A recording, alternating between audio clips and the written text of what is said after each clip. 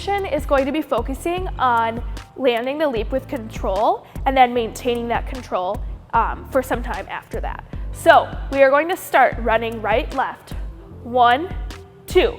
We are going to do a regular straight, jeté, 3, right arm is up, left arm is back, 3. You land in coupe, 4.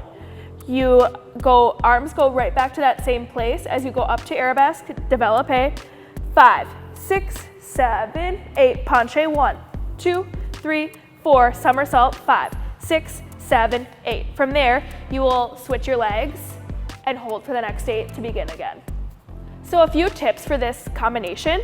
After you do the leaps, you did run, leap, and you land in that coupe, really make sure that you're getting all parts of your foot on the ground and you're thinking about your foot having 4 corners and you're pushing all of that down into the ground.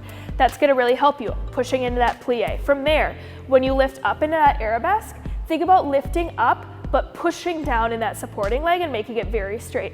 That will really stabilize you.